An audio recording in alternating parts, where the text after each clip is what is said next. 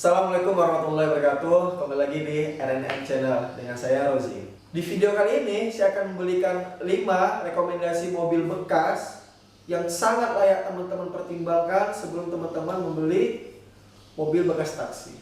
Sebelumnya, apa sih yang membuat teman-teman itu tertarik untuk membeli mobil bekas taksi? Apa karena tahun yang tinggi, atau karena harganya sangat murah, atau karena saat ini emang pada tren ya untuk mobil bekas taksi. Tetapi tahukah teman-teman bahwasannya mobil bekas taksi itu juga sangat banyak memiliki resiko, seperti pengurusan surat-suratnya agak ribet, dia juga masih plat kuning, kemudian kondisi mesinnya yang mobil itu sudah lama mangkrak atau sudah lama tidak digunakan, dan yang tentunya kita juga tidak tahu ya bagaimana kondisi aslinya pada mobil bekas taksi itu. Kalau bisa kita analogikan, mobil itu memiliki grade seperti yang terdapat pada situs lelang, yaitu grade A sampai dengan grade E. Kalau seandainya pemakaian pribadi itu ya mungkin karena perawatannya juga cukup baik, grade-nya bisa dari grade A sampai grade C. Kalau untuk mobil bekas taksi, saya rasa kita harus underestimate terlebih dahulu. Kita harus bisa menerima resiko itu di awal ya. Bisa jadi itu grade-nya D atau E malah. Tapi yang pasti ketika teman-teman memutuskan untuk membeli mobil bekas taksi, sudah harus bisa mempertimbangkan hal-hal tersebut.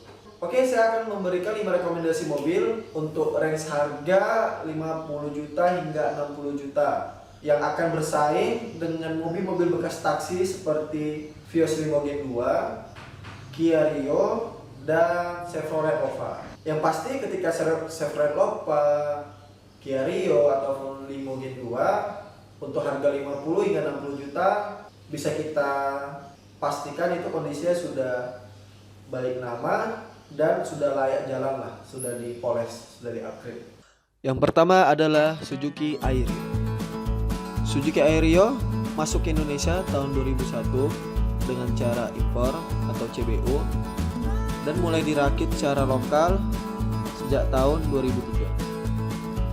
Kemudian mengalami facelift pada tahun 2004 dan berlangsung hingga 2007.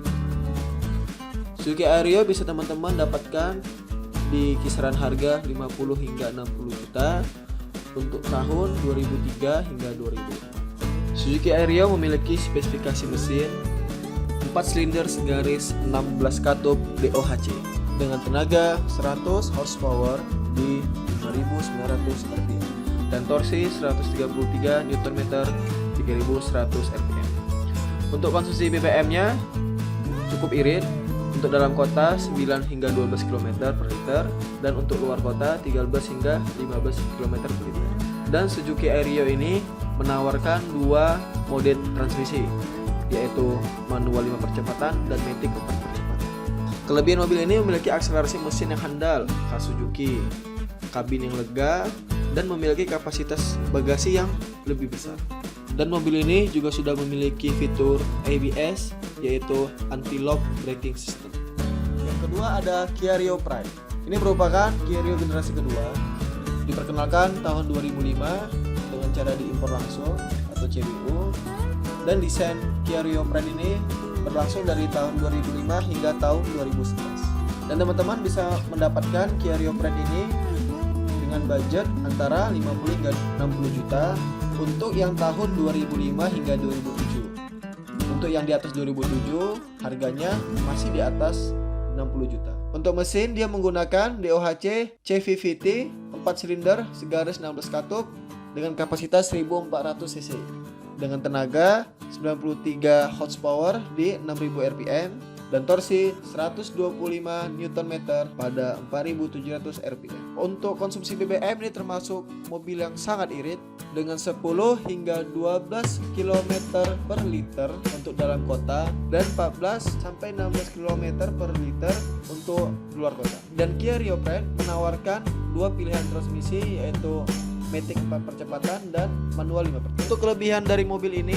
yaitu suspensinya yang empuk, merupakan ciri khas mobil keluaran Kia, bahan bakar yang sangat irit, dan desainnya cukup menarik. Yang ketiga ada Honda Jazz generasi pertama.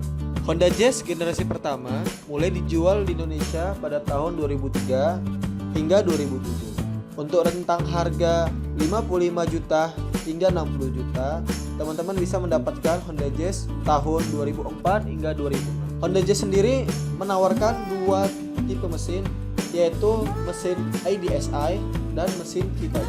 Untuk kapasitas mesin, keduanya berkapasitas 1500 cc. Untuk IDSI, tenaga yang dihasilkan 87 horsepower di 5500 rpm dan torsi 128 Nm di 2700 rpm. Dan untuk mesin VTEC bisa menghasilkan tenaga yang lebih besar 110 horsepower di 5800 rpm dan torsi yang juga lebih besar di 143 Nm di 4800 rpm. Honda Jazz menawarkan pilihan dua transmisi, yaitu 5 percepatan untuk manual dan 5 percepatan otomatis. Untuk konsumsi bahan bakar di dalam kota bisa menempuh 12 hingga 13 km per liter, dan untuk luar kota mampu mencapai 17 hingga 18 km per liter. Untuk keunggulannya sendiri, dari segi bahan bakar sangat irit, dan dari segi brand image ini adalah brand Honda yang sudah terjamin mutu dan kualitasnya. Namun yang kita tahu semua bahwasannya kekurangan dari Honda Jazz adalah spare partnya yang relatif lebih mahal dibanding mobil yang lain. Kemudian yang keempat adalah Chevrolet Aveo. Chevrolet Aveo diluncurkan pertama kali tahun 2003. Model generasi pertama ini berlangsung dari tahun 2003 hingga 2007. Kemudian terjadi facelift untuk tahun 2008 dan 2009. Mobil hatchback keluaran brand Amerika ini mengusung mesin 1500 cc E-Tech 2 4 silinder segar 19 katup dengan tenaga 83 horsepower pada 5600 rpm dan torsi 128 Nm di 3000 rpm. Untuk konsumsi bahan bakarnya sangat boros untuk seukuran mobil yang kecil, 5 hingga 8 km per liter dalam kota dan 7 sampai 10 km per liter untuk jalan luar kota.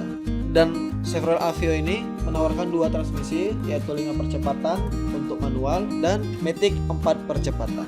Untuk kelebihan mobil Chevrolet Aveo ini adalah build quality-nya yang cukup bagus, sesuai dengan citra brand image Chevrolet, dan juga harga jualnya yang relatif murah. Namun kekurangannya yang sangat disayangkan adalah konsumsi BBM-nya yang sangat boros. Teman-teman bisa mendapatkan mobil ini dari range harga 45 juta hingga 55 juta untuk Chevrolet Aveo tahun 2003 hingga 2007. Yang kelima dan yang terakhir adalah Hyundai Getz. Hyundai Getz diproduksi tahun 2004 hingga 2009. Ukuran mobil ini termasuk yang paling kecil dibandingkan dengan mobil-mobil rekomendasi sebelumnya. Hyundai Getz menawarkan dua kapasitas mesin, yang pertama 1300 cc dan yang kedua 1400 cc. Untuk yang 1300 cc mampu menghasilkan 82 horsepower pada 5500 rpm dan 117 Nm di 3200 rpm. Sedangkan yang 1400 cc mampu menghasilkan tenaga yang lebih besar, yaitu 95 horsepower di 6000 rpm dan 125 Nm di 3200 rpm. Dan Hyundai Getz ini menawarkan dua jenis transmisi, yaitu 4 percepatan untuk otomatis dan 5 percepatan untuk manual. Untuk keunggulan Hyundai Getz ini yaitu bahan bakarnya yang sangat irit. Untuk dalam kota mampu menempuh jarak 13 km per liter, dan untuk luar kota mampu menempuh jarak 17 km per liter. Mesinnya yang responsif. Untuk kekurangannya adalah karena mobil ini berukuran kecil, maka kapasitas bagasi yang dimiliki pun kecil dan kualitas interior yang kurang bagus. Jadi itu teman-teman 5 rekomendasi dari saya untuk mobil tipe hatchback yang bisa jadi alternatif sebelum teman-teman membeli mobil berprestasi. Untuk keputusan teman-teman akan membeli yang mana, itu kita kembalikan lagi. Yang penting teman-teman bisa mempertimbangkan kekurangan kelebihan dari masing-masing mobil.